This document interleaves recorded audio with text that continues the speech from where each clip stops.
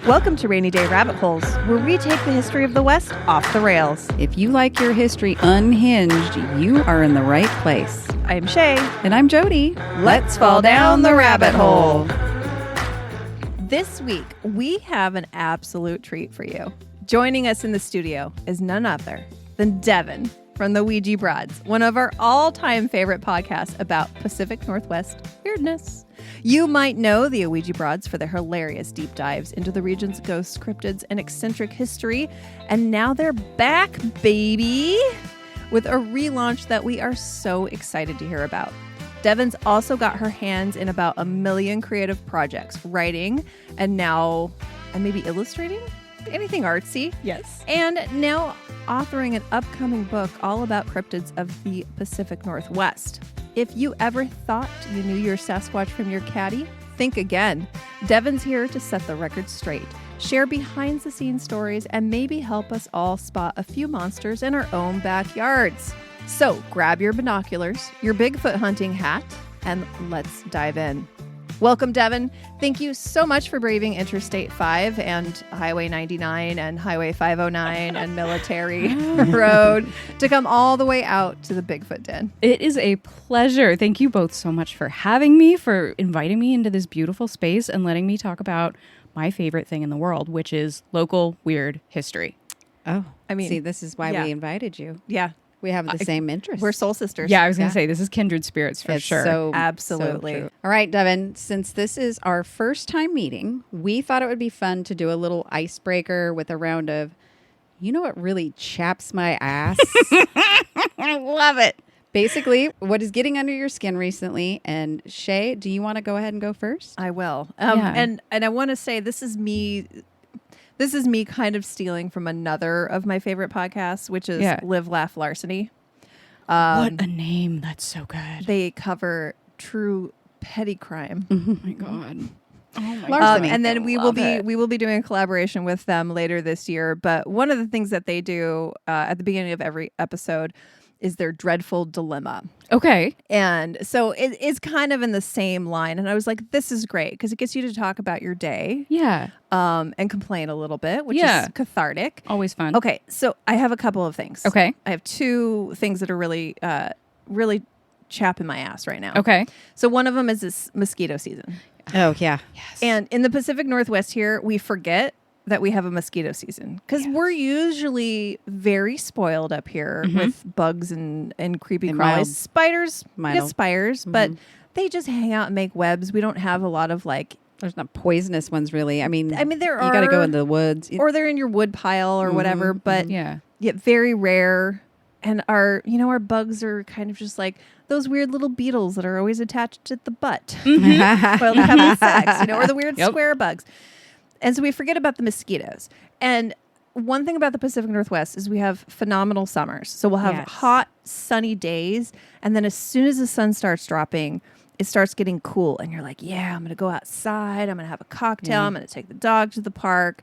And you're in your little shorts and flip-flops without a care in the world. And then before you know it, you're scratching like crazy because you're being eaten alive. And so right now I have 3 bug bites on the top of my toes. Yes. Okay. Which means that when I am riding my indoor bike, because it's too hot to work outside, that it is just rubbing, rub. Yeah. And I have several on the tops of my knuckles too.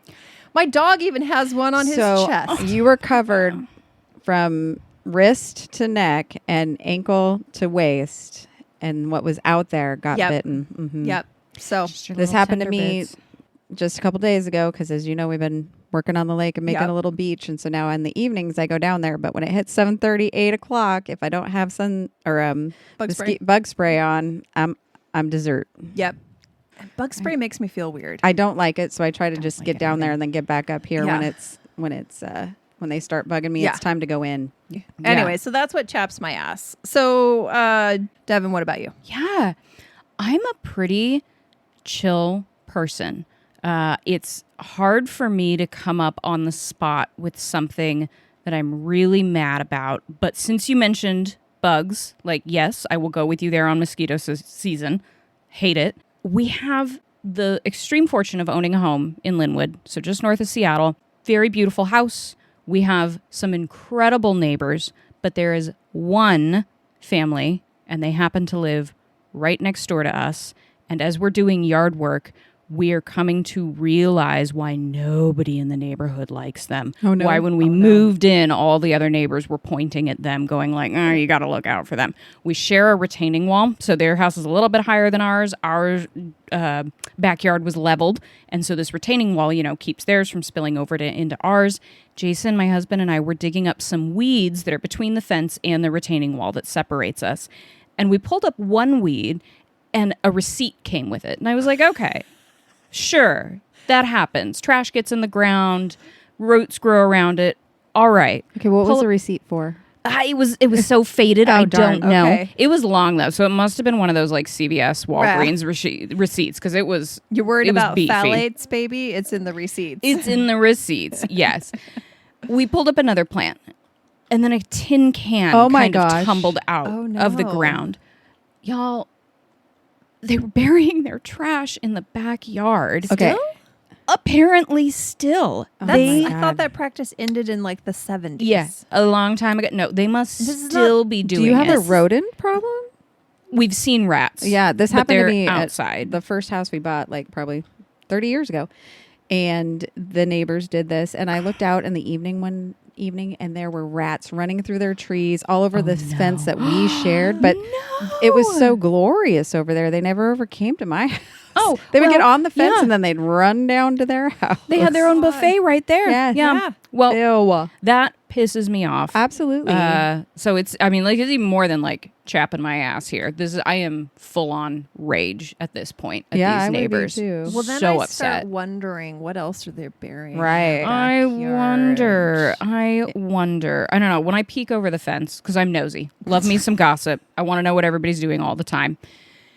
They've got a couple of dead cars, so missing some integral parts here, but there's a couple of dead cars. And Jason called me over the other day, and he goes, look, baby, look, they got a little garden. And I looked over, and it's one single pot plant in a paint bucket. Oh, my God, in a paint bucket. It's trying so hard to grow.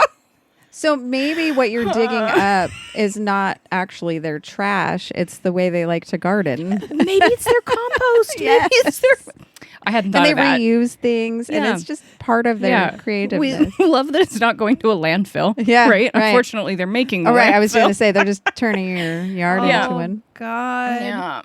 Yeah. What's in the trunks of those cars? I wonder. Has anybody's grandma gone missing? Any flies? Are there flies flying around? They're not flies. So we're far past just, that part of the decomposition. Yeah, unfortunately, they're not helping much at this point. All right, Jody, what's chapping your ass? Well, I will. It's along the lines of gardening, but it's Home Depot. Sorry. Oh yes, I probably should reasons. not just blast Home Depot without. Do it. But you could still sponsor us. Home I Depot. almost went slight Karen, and I was like, but I think I'm justified. So we've been working on our property, and we needed an excavator. And the first time we go out and rent an excavator from Home Depot, Keith makes the reservation from 9 to noon. And so we get there at 10, and they're like, oh yeah, we gave it away. And he's like, why? And they're like, well, you weren't here at 9. He's like, I had a pickup time of 9 to noon. They go, yeah, but if you're not here, we'll just give it away. I'm like, what's the point? Oh my God, what's the point? And you schedule your whole weekend around this stuff. We have product delivered. You can see right in my yard, I've got 2 large piles of pebbles. And I can't get them down there. But anyway, so the next day they finally got it to us. So we had it by noon, kept it a couple days. We need it again. So Keith reserves it, and he goes to pick it up the next morning, and someone had stolen some parts off of it. So like the pieces we needed. God. So they're like, keep calling. There's another one out there that's going to get returned today. It never did. Oh no. So we call the next morning, start calling. Still not there. Still not there. Called every hour. Finally at 11 in the morning that he gets a text, says, hey, your equipment's ready for rent. Come pick it up. He called and spoke to someone to make sure this was true, and he didn't just get some weird auto text. They're like, yep, it's here. He goes, I'm going to be there in 20 minutes. Okay. I'll get it. And him and my son-in-law ran over, and by the time they got there, it was rented. No! They gave it away again. How dare they? I know. Were there any tables right there that they could flip? Yeah. So I was like, the first time we did rent it, I had to go drive myself in there. He went to go pick it up because his camera on his phone is broken, and you cannot rent equipment unless you take a picture of and do this whole thing. You have to have a camera on your phone. What? If you are an 80-year-old man, you're not getting equipment at Home Depot unless you have a camera. So I go in there, and then it wasn't working because they didn't have service. They have terrible service inside because it's a big so you cement. Can't use the Right, so it's not working. Anyway, I start getting frustrated, and I'm like, this is ridiculous. You're making... Yes. Keith's like, shh, you're being Karen. I'm like, I don't care. And he's like, this guy doesn't have anything to do with it. I'm like, I know, but the person that I need to speak to, he's the conduit. He gets to take this. I'm not being a jerk to him. I'm telling him how ridiculous this is. And he needs to pass this on. He's like, I know, I hate it. But then we still haven't gotten the equipment. I'm just so annoyed. I was like, let's go to Lowe's. And they're like, well, they don't rent equipment. I'm like, foiled again. Yeah. In fact, we looked everywhere and there's not really the equipment we need. That's chapping my hide for 2 weeks now. Yeah, no kidding. I'm chapped for you. I know. I feel like you can only be a Karen if the rage is unjustified. Right. That's what I was thinking. There was justified. Right. What am I not supposed to ever complain about something now, or I'll be a Karen? Yeah. No, you can complain. It's fine. Mm-hmm. It's fine. Terrible. As long as now I'm in a bad mood. You have to. We'll turn that around. Drink some more champagne. Okay, it's going. Okay, so let's change tracks now, so we don't go on a rage against Home Depot, because then they're never going to sponsor us. Maybe that's how they pay me back. So I came across Devon's absolutely fabulous Ouija Broads podcast when I was researching Henry Yesler and his shenanigans. Yes. Wasn't he fun?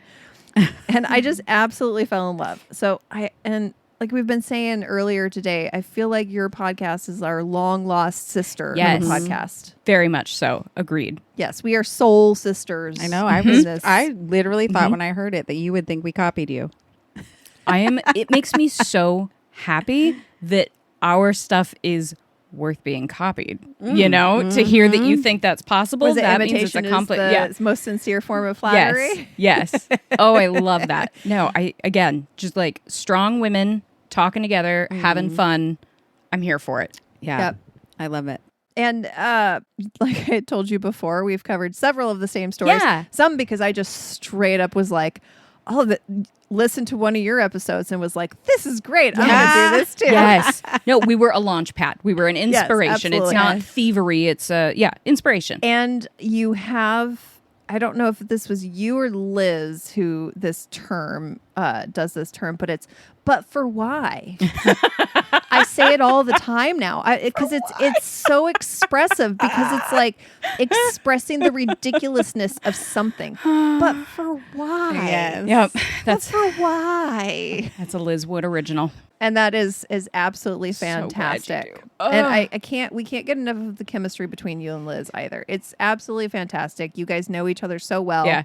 Yeah. It's like our chemistry. Liz and I have been friends since 1997. So there is a lot of history there to draw on. My favorite fact about the two of us is that we are banned from playing Pictionary on the same team. Oh, because I know what she is drawing with a single stroke of the pen, and her for me. So it was unfair. We were overclocked. So you must have met as kids. We met in the 7th grade. Yeah. So we would have been 13. So cute.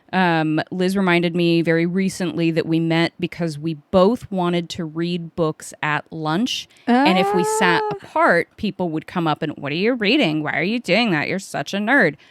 But if the two of us sat next to each other and read, it was like this cone of silence that got put around us. So there was like nerdy strength in numbers. Right, I was going to say power in numbers. Yes. Who knew it applied I love to that so much. Yeah. So that's how and we all gelled. you needed was one more. Just one more person. Yeah. Well, and now what I want to do is get the 4 of us together to play Pictionary, but we have to swap partners.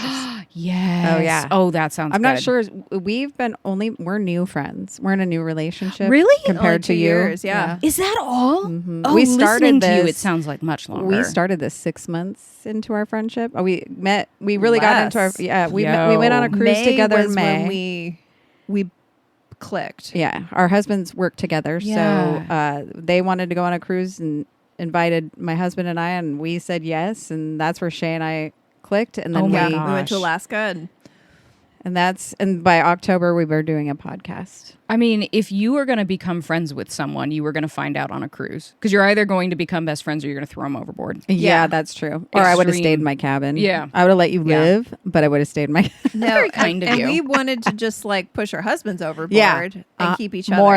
More than once. Yeah. Yeah. I've also done an Alaska cruise, and I would absolutely do it again. Yeah, that's the one we went on, good. and I would probably... I think it's the best way to see Alaska. Oh, really? Yeah. Like, you see a lot of Alaska anyway. Yeah. One of my favorite things that Liz told me about was my favorite things that Liz told me about in Alaska for the podcast is the sourdough cocktail. Do y'all know what this is? Okay. Okay. Well, I want... Liz won't do it. She has said, no, thank you very much. Her I am husband has committed. said he would do it. You'll do it? Yeah, I'll do it. Okay, Yeah, so we're not you'll do it bringing for the husband. You'll do it Yeah. for the group. I will absolutely do it for the group. I mean, I will guess I pay could come the with it. $5 for your cocktail. That's so kind of you. Is Is I it would, only 5? Actually, Isn't it? you know what? Jody and I did actually say, like, if we were drunk enough, we probably would. Oh, yeah. Okay, so I Especially just get you liquored up if first. it only has to touch your lips, I would probably do it because I have to say I did it. Yeah, you have to Yeah. say you did it. If you've been there, you have to say you did If it. I don't And- have to actually consume it, I think I would Correct. What I had read anyway was after the guy swallowed it, Right. and they got a new toe, is they just pour liquor in a shot glass, so you don't actually get to touch the toe. Okay, so the Oh. toe is in the Just- bottle? It's in the bottle, Like like the worm like in a worm. tequila? Yep. Oh, Except for you Okay. don't eat it at the end. Okay. Yeah. So, but you still get Yeah. the little particles. You still get toe particles. Yeah. Yeah. Okay. Well, Well, you still get to claim it. Yeah. And honestly, after drinking that, you could claim that you're a cannibal Oh. You really could. because you will have ingested human flesh. Yeah. Mhm. And then you can do that. And, other than your own, because you ingest your own flesh anytime you chew on your You own. could totally use Sure, that in you Two could- Truths and a Lie. Two Truths and a Oh, Lie. Have you ever dominate. consumed human flesh? Yeah. I've eaten a toe. Well, you I don't even have have to won eat the the toe. lottery, and I work as a nurse. Which one's not real? You sold all of them to me. I feel like our listeners are really going to want to check out your show now. I mean, just I hope listen so, to us. please. You guys Yeah. definitely want to check out Ouija Broads. So, Devon, give us a little high-level synopsis of your podcast. What's it about? What Ouija can they Broads it's the Tales from the Pacific North Weird. So much like the two of you, we cover anything that is weird and wonderful here in the Pacific Northwest. Liz is a health policy researcher, has a PhD, incredibly scientific, does very good work. And she does really unusual work when she brings us episodes because she's the one that's making these connections between a guy who spelled his name Steve with a V in one newspaper article from the 20s, and then there was a Steven with a PH. And she's able to put these together and expand our understanding of historical weirdos in a way that I don't have patience for. She does really great episodes on people, on politicians, on founders, on... she's very good at bringing to light these hidden stories. So women and minorities are often folks that she's really good at shedding more light on their stories. And she's probably one of the world's foremost experts on Expo 74, which was the Spokane World's Fair in yes. 1974. Yeah, So, you know, I listening to That's so your funny. most first relaunch episode. yes. And there was the whole clock tower thing in there, and she really dove deep into Yeah. the person responsible for those billboards. Yeah. Yeah. Yes. Very, like- Spokane was a railroad town. Yeah. And you guys have a really great way of taking a topic that I would normally not, find very interesting and like a clock tower in Spokane. Right. Whoop-de-doo. Right. And actually making it fascinating where I'm like, I can't turn off the episode. I want to know how this ends. Who is this weirdo that put up these billboards? High praise. I got to know more about the Expo 74. Even the pale pachyderm. Oh, yeah. Pale pachyderm, white elephant. So a random store not anywhere near us. Yep. We never would have gone to. And I found myself invested in the story of this store. Yep. Yep. So you guys have a really good, you have a really great way of telling a story that invests people in something that they normally would not be interested in. Thank you. I think that is our hope, right? Is that we are inspiring a love of history, but also a love of play through these unusual stories. Like I said, Liz does the people, and she's great with these Spokane-specific history, like Expo 74 and White Elephant.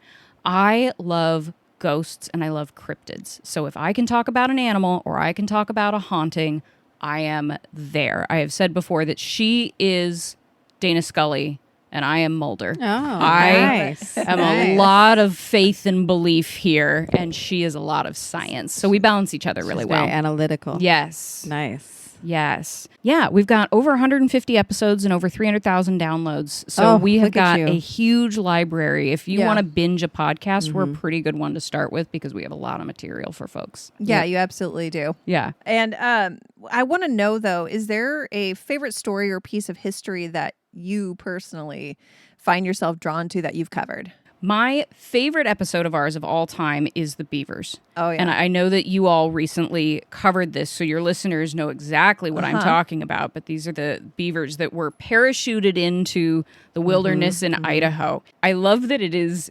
ingenuity. I love that it is creative thinking. I love that it's animals.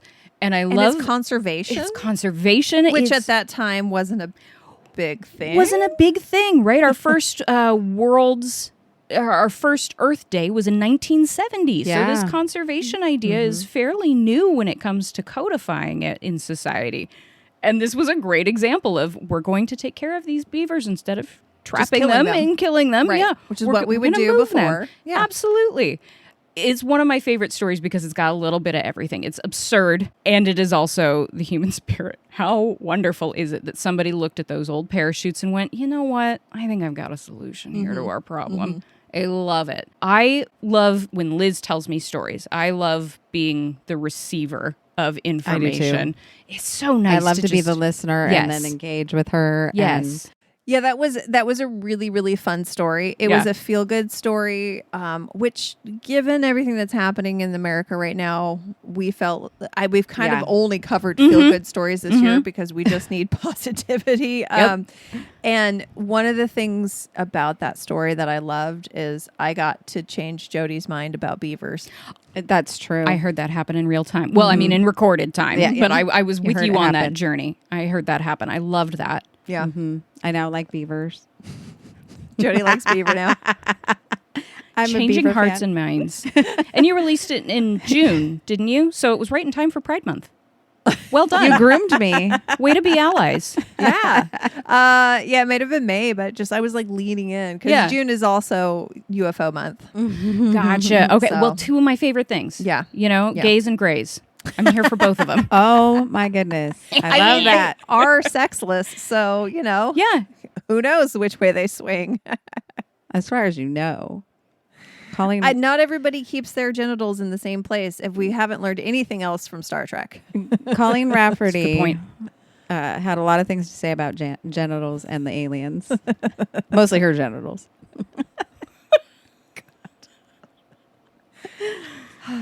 We were both really disappointed when we ran out of episodes because you took like a 3-year break. I was just getting into it and I was like, wait, I didn't look at the dates. Wait, I was listening to that. I was like, wait, what do you mean? What? Yeah. What? Like they're not even recording anymore? I'm now a fan. I know. Yeah. So major teases. I know. But you're back. We are back. So what was the impetus to start your pod up again? Anything new or exciting to look forward to on the pod? We both ended up with a little more free time, a little more brain space to devote to the podcast. I think after 5 years, we had plucked all the low-hanging fruit, as we were talking about earlier. And so you had to work a little harder to find episodes. You had to do more research to make these episodes really fleshed out. That combined with, some personal stuff happening in her life and in my life right around 2022 meant that we took a break. And we didn't do like a goodbye because we kept thinking we would come back. And then when we both realized we've got some more time and space to engage with this, we also didn't want to do a big, hey, we're back, because that feels like pressure. That's a little spooky. Right. But what really allowed us to re-engage was I took a sabbatical from 9 to 5. So I have a background in art. I have a background in museum sciences. And then for the past 8 to 10 years, I've been a marketing professional. And I was finally able to take a year-long break from traditional 9 to 5 and do art, writing, and the podcast full time. I am so fortunate. Very jealous. Oh God, I am. Sounds like a dream. Cannot believe that I get to do this. I am so lucky that this is worked out. Yeah. That's not even working. It's, oh my God, it's so fun. It's called living. It's called living. Yeah, it's for sure joying. Like there's a lot, you guys know what it takes to do the admin side of a podcast. But even that, I'm like, great, let's go. This is fun too. You're like, this is my job. Great. It. I don't have to do this after my other job. Don't have to do this after my other job. Yeah. I can slot this in during daylight hours instead of after I'm exhausted doing KPIs and ROIs and CPAs all day long for marketing. Yeah, I hear you. Yeah. I don't quite do those things, but I have my own abbreviations, like DOH today. Just kidding. DOH. What? Department of Health. Oh, gotcha. Gotcha. Oh, no. Okay. Oh, no. Okay. That was a joke for Liz. She's the health policy one. God, Okay. yeah. I was like, DOH. I know, when you said that, I was like, I feel like you need to talk to Liz. Yeah. Things. Yeah. Yeah. So I had a real cute little quirky thing to try to draw what you just said out of you. I was going to say, so Devon, you haven't just been sitting around reading Sons of the Prophets and eating Theo chocolates all this time, but you also really listened to some episodes. That's a deep cut. I have my problems with a certain author.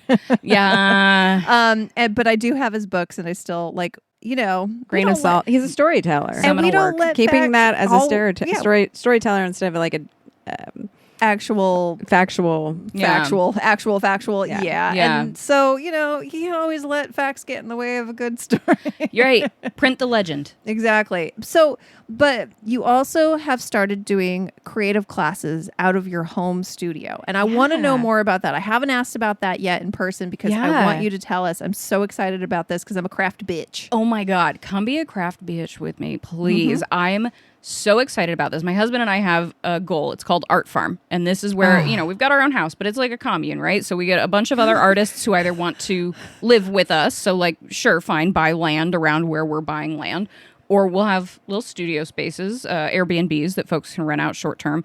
We'll have a community art making space because we both do our different types of art. I do all kinds of craft, all kinds of art. He's into bonsai, woodworking, and leatherworking. So he needs his own. Lots of big machines. And because we can't do that right now, we were like, great, let's microdose. Let's do Art Farm, but out of my backyard. Let's get some other artists and teachers that we know to facilitate some art classes with us. We just made the decision, though, today, they're not going to be in our backyard anymore because I have such a good community. I know 2 different people in Seattle who have their own boutiques and who are like, why don't you teach classes at my space? That means I don't have to figure out insurance. Yes. I don't have to figure out an LLC. I don't have to figure out 1099s. There is a bathroom. I don't have to have strangers come into my house. We've got a whole shop space. So what we're going to teach, there's 4 of us teaching classes, so you can do your own natural dyes. I'm teaching a beading class, so it's like fundamentals of beading. We're making like a dupe of an anthropology necklace. So very trendy right now. Jason's teaching an intro leatherworking class where you can choose between 2 different projects. And then an author friend of mine who is also a creativity coach is teaching the very first of our classes, which is how do you re-engage with your creativity if you are a creative and you've fallen out of the habit, or you've never engaged in a creativity practice. How can you start? Yeah. Where do you find it in yourself? Yes, it is. Wow, you are living the dream. I know. I am the dream. Like cavelling over here because this is everything. Very excited about these creative classes. So where can people go to sign up for creative classes with you? I have a website right now. It's mostghost.com. Most Ghost? Most Ghost. That is also my Instagram handle. I love it. Nice. It rhymes. It's got ghost in it. It was an easy sell. I love it. So folks can go there. But as we transfer from my backyard to these other sites, you'll be able to learn about them on my website. But I'm pretty sure we're going to have to do tickets through these other boutiques that we're going to be teaching at instead of mine. Yeah. Not sure what their URLs are, but just come. It's all right. Just come to landing page. Most Ghost, and you'll find it. I love it. Yeah, I love that. Yeah. And you are working on a book about cryptids because you are even more creative. Did you say that it is going to cover 14 cryptids from the Pacific Northwest? Because I had no idea there were 14. Yes. That many. Yes. I did say it's going to cover 14 cryptids. That is a factually incorrect, even though I said it, because some of the animals that I'm covering are no longer considered cryptids because they have been discovered. So they've been proven. So there is hope for the Bigfoot. There is hope for the Bigfoot. We've got examples in like the giant Palouse earthworm has been scientifically proven to exist. Wow. The swimming wolves of BC have been scientifically proven to have genetic drift significant enough that they are their own subspecies or type. So there are animals like that in this book, and then there are a few animals that are not cryptids because they are hoaxes, but I am going to talk about what the difference is, what makes a cryptid versus a myth versus a fearsome critter versus a hoax versus a legend from a different community's cultural stories. We're going to cover all of that, but I've got 14 big stories, I should say, that we'll talk about in the book. You are so awe-inspiring. Thank you. I know. I feel like I just want to leave my body and be Devon. Like, there's room in this. I'm picturing us multiple. like she's up in this high chair, and we're like, below her, looking up with our eyes, pleading for all of the information and all of the. Yeah. Oh my God. And I mean, right now you're living the dream, any creative person's dream. Yeah. Yes. Good for you. Yes. Okay, so I'm going to skip ahead a little bit here because we have been going for 46 minutes. And since you are kind of painting yourself to be our resident cryptid expert. Oh my goodness. Pressure. Yes, a lot of pressure. We thought it'd be fun to test your knowledge with a round of Who Am I? Cryptid Edition. But before we go down that rabbit hole, I think we need to play a little round of Who Am I? Advertiser Edition. Ooh. And take a little ad break. Oh. Love it.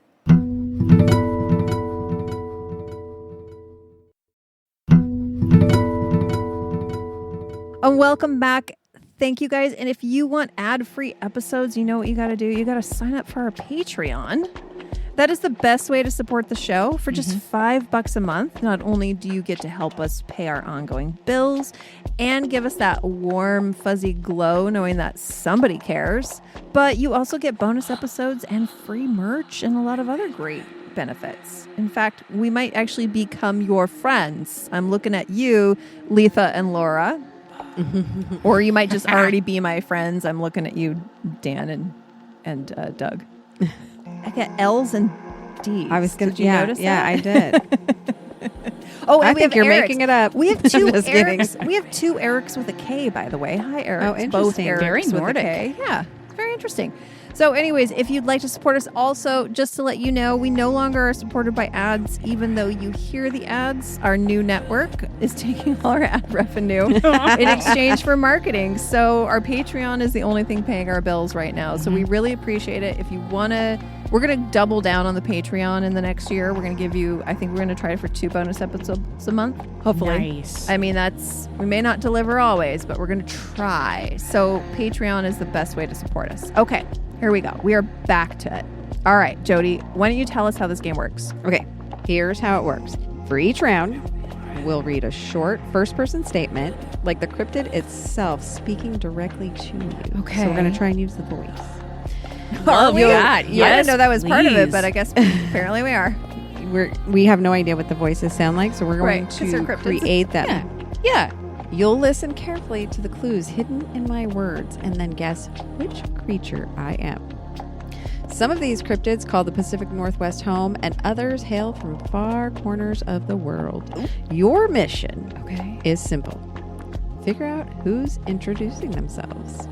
I have never been more excited. Here we go. This game's so for good. you, Devon. All right, are you ready to meet some very cryptic personalities? I'm ready. Okay, let's get started. Now, you're also going to have to tell us which one of these creatures fits the bill for a cryptid or which ones are more creepypasta. Ooh, okay. Can do.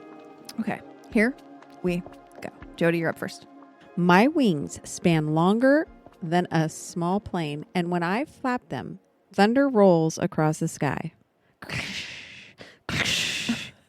I could just put in sound effects, but we'll go with your mouth effects. No, the mouth is so good. I feel like I'm there. That's what she said. Yeah, thank you for getting ahead. I was busy laughing. That was in my mind. I set them up, you knock them down. Lightning flashes from my eyes, and I can control the rain and the hail. Tribes from North America have stories about my power, and some say I will soar above the mountains. Who am I? You're a thunderbird. Oh, nailed it. Okay. Nailed it. Thunderbird. The thunderbird is a mythological bird-like spirit in North American indigenous peoples' history and culture. It is considered a supernatural being of power and strength. It is frequently depicted in art, songs, and oral histories of many Pacific Northwest cultures. But it is also found in various forms among other peoples of the American Southwest, U.S. East Coast, and the Great Lakes, and the Great Plains. Is that an accurate description since you are our expert? Far-ranging. I would say that matches what I have read about thunderbirds as well. We did an episode on them very beginning year of our podcast, and then decided that we wouldn't do more episodes about animals or figures from Native American or First Nations tribes because we felt like we were maybe going to run into a situation where, are we talking about a creature from mythology, or are we talking about an actual being that is corporeal? Sure. And this has been lost in translation. So we leave those stories to the tribes of origin. So I feel like I don't know enough, but everything that you just said is like, yes, that is totally what I have read. And you caught it right away. I caught it right. I mean, it was your mouth effects. Oh, got it. Really Thank you. I nailed it. See, yeah, you did. I'm not going to try to put in fake effects. Here, I'll try to slide some in for you. You guys couldn't see what she was doing with her mouth there. I'm very turned on. Thank you. And I don't even have the right anatomy for what you were doing. Yeah, you do. Okay. I'm going to stop there before I start thinking too hard. All right. Number 2. I lurk in swamps and billabongs. I have a seal-like head, sometimes tusks, red eyes, shaggy fur, and I'm the size of a small cow. I have flippers for swimming, but can walk on land at night to hunt women and children to eat. My roaring howl strikes fear into the hearts of even the bravest warriors. Aboriginal stories have spoken of me for generations. Who am I?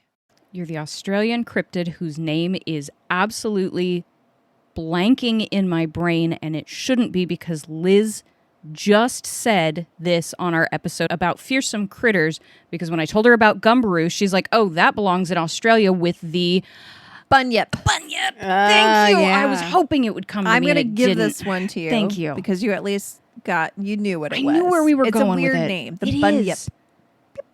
And that's way more than I knew about it. The tusks. It does. Trying to nail down an actual description of it was very slippery. Oh, yeah. Because there's a lot of people say it is different things, but it somehow is all one creature. Yep. The Bunyip is part of a traditional Aboriginal beliefs and stories throughout Australia. While its name varies according to tribal nomenclature, the bunyip has been described as amphibious, almost entirely aquatic. There's very few reports of the creature being sighted on land. Inhabits lakes, rivers, swamps, lagoons, billabongs, which is just kind of an Australian swamp sort of situation. Not just a brand of clothing. I mean, as a 90s girly, I remember. Right. Yeah. Creeks, water holes, sometimes particular water holes in the riverbeds. I don't know. This is a lot of copying and pasting from Wikipedia, so it doesn't make a lot of sense, but it was the one depiction of it was terrifying.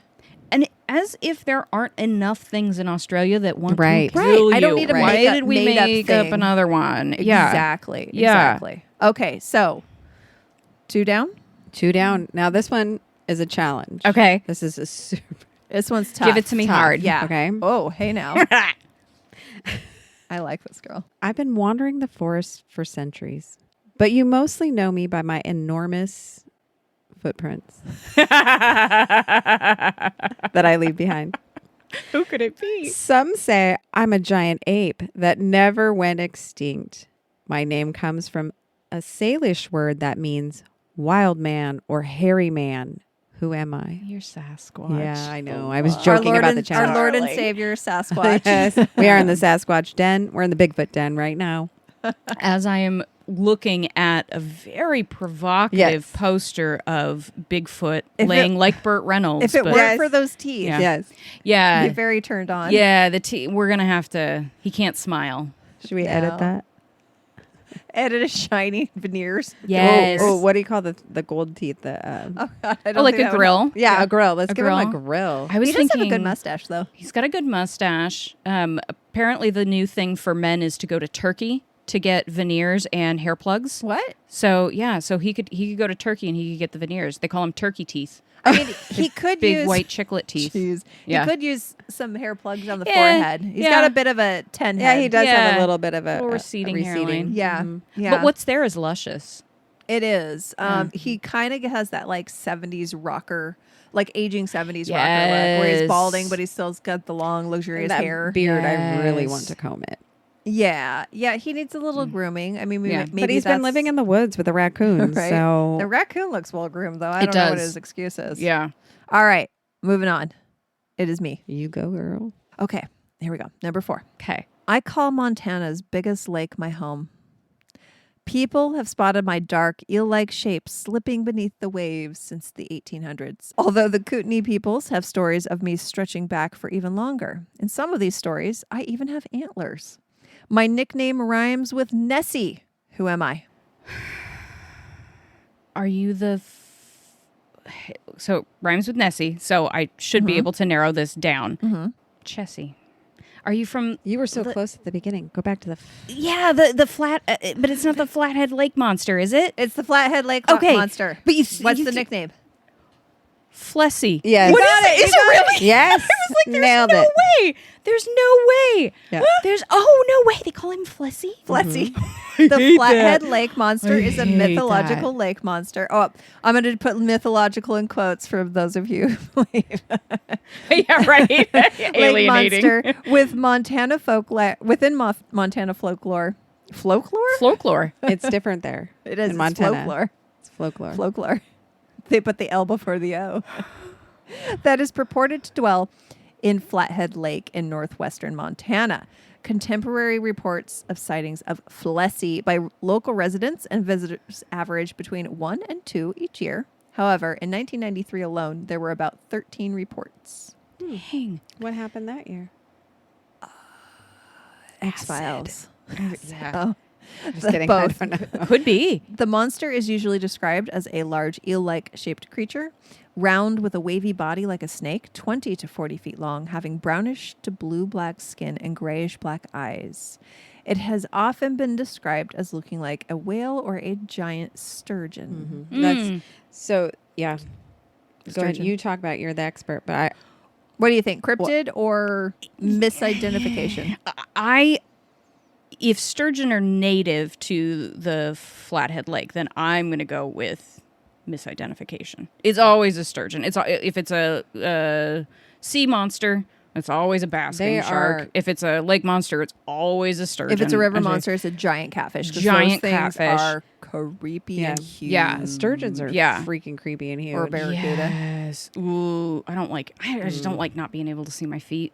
Yeah. I'm just gonna stay out Same. of them in case whether you are a big old fish or you are like giant eel monster, something held over from the Jurassic days. I don't want you. I don't Yeah. want you touching my feet. I don't want anything touching my feet, really. That's No. why when I like to be on top of the water, not in the water. Yeah. Oh, always. Yeah. That's We're gonna me. yeah. Any Paddleboard? water. Almost any water. Yes. Even a pool. I'm like, I'll get in a pool, but I prefer to float. I just do. I don't like water on my face. Same. But growing up there, this is definitely talked about. I've never encountered anyone who was like, yeah, that happened and I saw it and there is one there. It's true. Okay. Everybody's like, oh yeah, people see things and they think it's like the Loch Ness monster and it's called Flessy, and it's just like an offhand comment more than anyone. I've never met anybody who's like, I believe in Flessy and I've seen it, or Flessy hunters. You know what? That sounds kind of sexual. Yeah, it does. I've also never met somebody who is like, I have seen a lake monster. Definitely met people who think they have heard Bigfoot or seen evidence of Bigfoot. Met people that believe they've seen UFOs. But I don't think I know anyone that's got a lake monster or a sea monster. Yeah, even there, it's just like they've heard of someone, but no one's ever actually. Yeah. All right, let's move on from the giant sturgeon. Okay. I was born the 13th child, cursed from the start, and now I haunt the pine barrens. I've got the head of a horse, or is it a goat? My wings are leathery, my hooves are cloven, and my scream can freeze your blood. Who am I? Jersey Devil. Nailed it. You're the expert. Favorites. Is it? Well, it's one of my favorites because the original woodcut of the Jersey Devil is the goofiest looking. With the little like weird horsey goat head, and he's like, but he's got a little pizza, and like he just looks so friendly for being the devil's child, for being that's such a mean there was name. really low bar to be the devil's child back in the day. Yeah, by the way. truly, that's true. I think true. You just had to have a cleft palate, and you were the devil's child. Yep. So here's the description off the internet. Mother Leeds' 13th child, or the Jersey Devil. The popular legend of the Jersey Devil or Leeds Devil is dated variously and attached to various place names such as the Pines, Pine Barrens, and Leeds Point. The devil's mother is sometimes called the woman named Leeds or Mother Leeds. According to one story, in 1735, a woman named Leeds was giving birth to her 13th child and exclaimed, "Let the child be the devil." Maybe it's just because she was tired of giving birth to children. Right. Well, this devil end my... God. The child, though born normally, immediately grew wings, a tail, and claws, and flew out to the pine barrens. According to some, the child transformed into a creature with hooves, a goat's head, bat wings, and a forked tail. Very devilish. Growling and screaming, the child beat everyone with its tail before flying up the chimney and heading to the pines. In some versions of the tale, Mother Leeds was supposedly a witch, and the child's father was the devil himself. That explains the tale. Right. Yeah. Some versions of the legend also state that local clergymen subsequently attempted to exorcise this creature from the Pine Barrens. What do you know? Oh my gosh. The Jersey Devil is one of the first ones I remember hearing about when I was like in elementary school. Like you get those like children appropriate weird tales books. Mm-hmm. And I always thought that one was cool because he was supposed to have left footprints in the snow. Like hooves. Hoof When footprints. he went away. Okay. Yeah, and people were shocked because he would walk in a line down a street and then suddenly the hoof prints would be gone. Well, find out. They continue on the roof. So like he just took this straight as the crow flies Is it the path. Jersey Devil or Santa Claus? Yeah. Or are they one and the same? I was one and gonna the same. say. Yeah. Maybe Krampus is their love child. Yes. Oh. Or it's just all Krampus. It's just all Krampus. Yeah. It's just all Krampus all the time. Yeah. Little makeup when he wants to be nice like Santa Claus. Takes it all off when he wants to be Jersey Devil. And this year you got to come down to Tacoma for the Krampus market. Do they have a Krampus market? Yeah, I have a picture of me sitting on Krampus's lap. I cannot kind wait. of turned on, honestly. You have a big beard. Wait. He's got some big things. None of them in his pants. He's got a big staff, though. Love a big staff. A lot of large parts. Okay, moving on. All right, here we go. I'm about the size of a child and covered in leathery skin. If you spot me near the riverbanks of Ohio, don't be surprised if I'm carrying a wand that shoots sparks. Who am I? Are you the Loveland Frog Monster?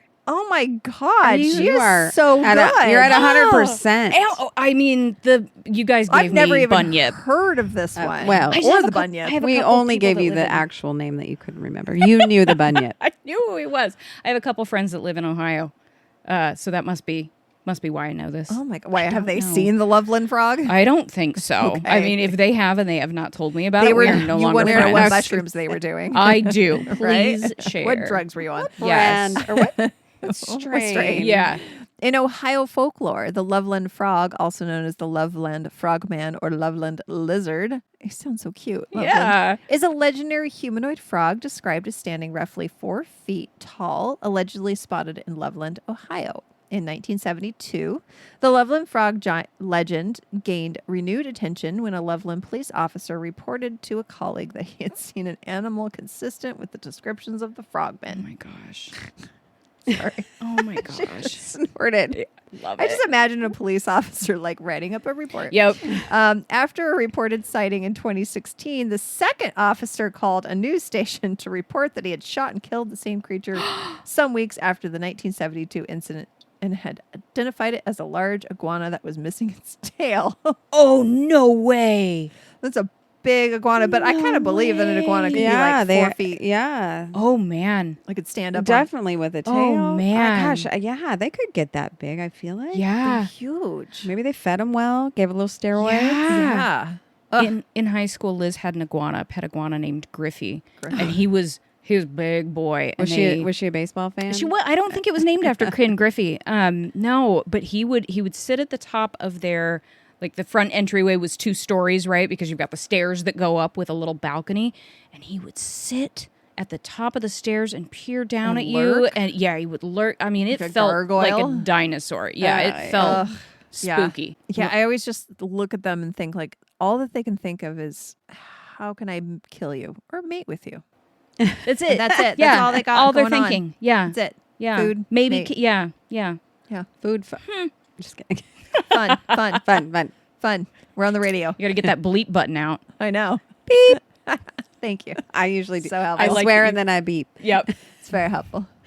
Okay, this one is creepy. Okay. It's not as hard as the Bigfoot one, Sasquatch one. Okay. So difficult. Okay, this one is creepy. I'm a tall, pale figure with impossibly long legs and no discernible arms. I've been caught on security cameras, gliding across the lawns in California, almost like I'm wearing billowing pants. Who am I? You're the Fresno Nightcrawler. Oh my God. And I've I never heard love of this him. before either. Oh. It's just pants. And then in the little illustrations, the pants also have like a little face right here where your belly would be. funny. The video is so odd. Haven't seen the video. I need to watch it. It's so odd. I assume it This is has to be a creepypasta. puppet. You know, I assume this is, if you're talking about what makes a cryptid, if you go back to the foundational definition, and this is Chad Arment in his book, Cryptozoology, Science, and Speculation, he's got a 4-point process for determining is something a cryptid versus is it mythology, is it folklore, is it a fearsome critter or something like that. 2 big things are, does it exist in the realm of zoological possibility? Okay. And is it known to people? He called it ethnown, but it's basically just have other people heard of this? Is there a community that thinks it actually exists because they've encountered it in some way? So my biggest thing with the Fresno Nightcrawler is like, you're not zoologically possible. No. You're just some pants walking around here. You're just some pants. They're so goofy.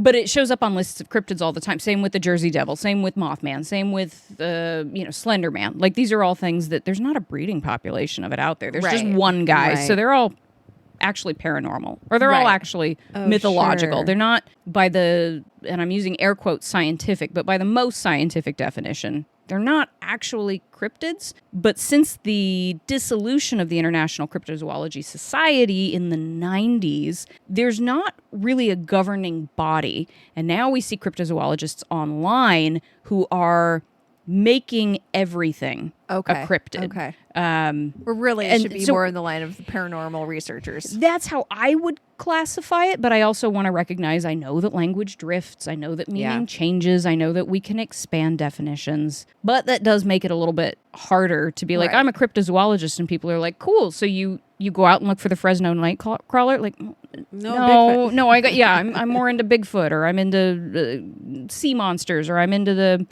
dire wolves or things like that. Right. Yeah. Well, and it's a shame too because, having some sort of governing body that sets forth some parameters is pretty important to lend credibility to your field, because otherwise you are a thing of ridicule. Yeah. And I mean, we have actually made fun of cryptozoologists in our past episodes. We were joking about it. We have added the letters CZ to our cryptozoologists to our letters on our names. I'm an RN, BSN. Oh, I added also CZ. I love that. FH, which is fake historian. Fake historian. I get, yeah, me too. Yeah. I can't really technically call myself a historian, but I play one on the radio, so I'm a fake historian. Love I literally that. play one on the radio. Love that.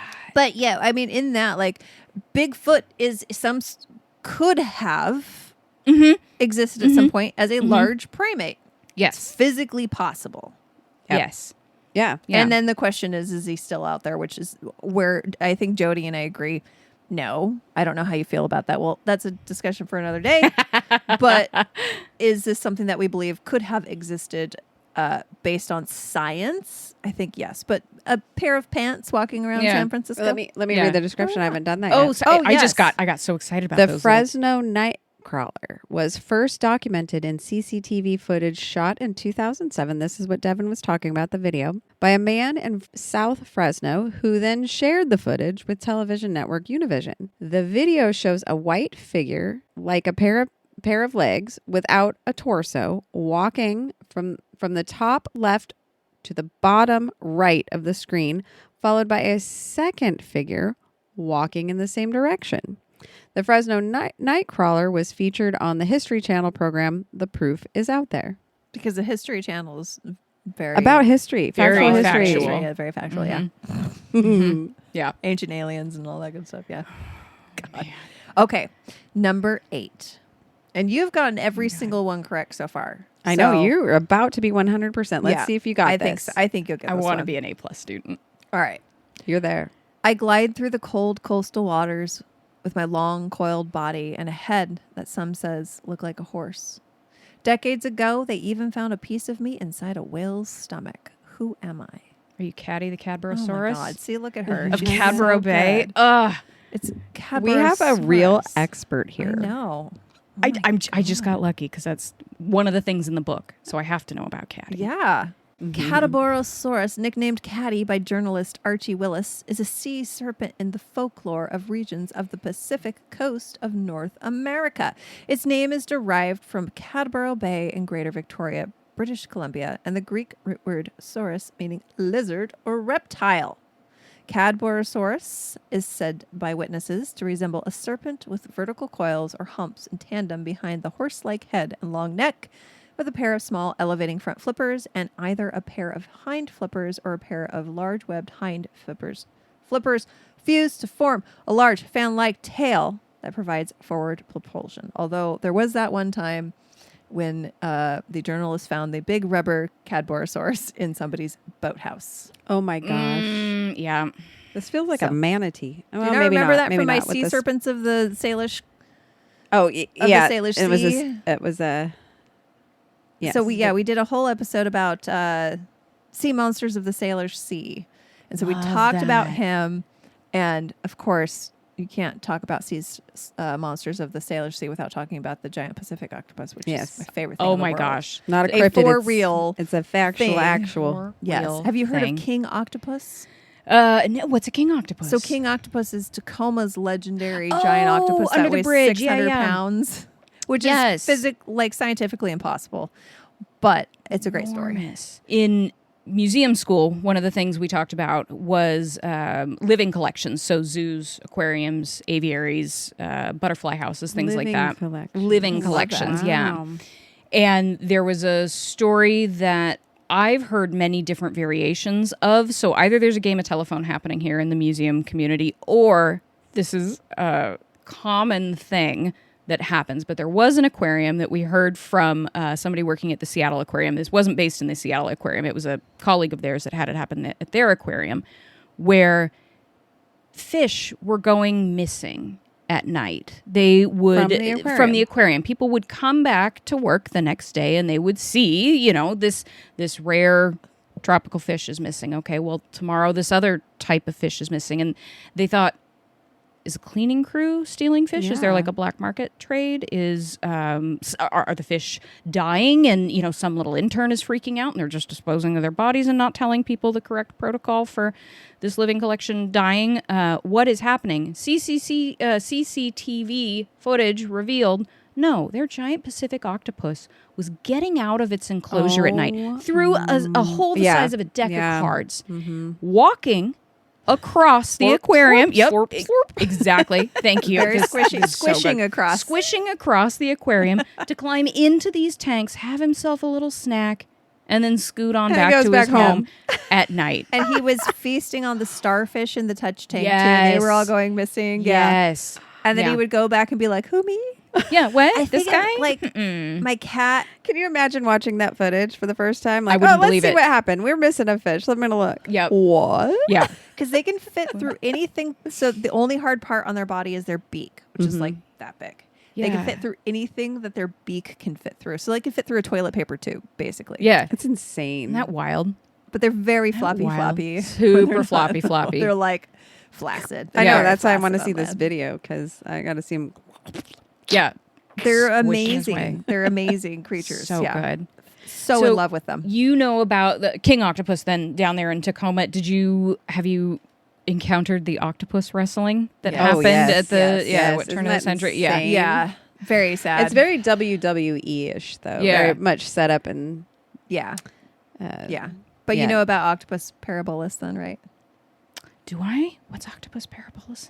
There's a sticker right on the bottom of my bottom side of the road shelf. Check Very that bottom. out. Oh, is this the tree octopus? The tree octopus. Yes. Oh, that makes sense. Yes, the tree octopus was one of the first animal stories that Liz told me. I didn't take all of the animal stories. Left her that one. Did you fall for it?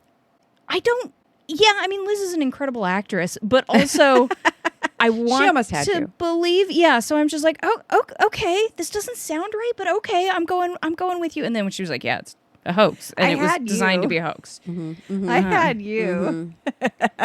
I bought in. Look, we're in the Pacific Northwest. Weird stuff happens out here. Right. It's plausible. If any place is going to have an octopus that lives in the trees, it is going to be the PNW. Absolutely. Yeah. Absolutely. All right. Well, Devon, I think you have proved that you are indeed our local resident expert on cryptids. I mean, you got 100%, and then some. and Provided more information. Yeah. Congratulations! Thank you. Congratulations. Thank you. Your Our winner. prize is that 3D printed I Bigfoot that we gave My you. 3D printed Bigfoot, With his y'all, is nice so butt. cool. He's going to rub it. He's got booty. runner's glutes. He's He's does. running because he's running from us all the time. He's Next time we isn't see he that, isn't he the long-lasting world champion of hide and seek? Yeah. That's a lot of running. Yeah. Yeah, I don't know how he hides behind trees with his booty sticking I know. out, It's though. just This like is two halves of a basketball. It sticking really out is. from behind a tree. yeah. He's body goals for me. Yeah, why does that tree have such a nice ass? Yeah. Well, Devon, it has been an absolute pleasure having you here with us, and I am looking forward to an official collaboration with the podcast, maybe. Thank you so much. Thank you so much. And next time we'll come visit you. Yes. Because we want to see your space. And before we go, how can listeners find you and support your work? I would love to have folks come give us a listen on Ouija Broads. So you can find us on your podcaster of choice. We typically upload to Podbean, but you can find us on Apple Podcasts, Spotify. Everywhere there is a podcast to listen to, we're there. So look for the Ouija Broads. Yes, like Ouija Ouija board. Yeah, on a string. Yes. So yeah, we're two broads. So that's the pun, right? Instead of Ouija board, it's Ouija Broads. So OUIJA Broads. We have a website, the same name, the Ouija Broads. Those are our social handles. Look for the pink planchette. I branded us Millennial Pink. And you'll find us. Let's go. Yeah. Can't wait to welcome new folks. Come hang out with us. So make sure you go and subscribe to the Ouija Broads podcast. Follow them on social media and please leave them a nice review because we all like nice reviews. And to all of our listeners, remember, if you ever see two long-legged pants gliding across your lawn in the middle of the night, just put down the joint. Thank you. We will see you next time and See you down the rabbit hole.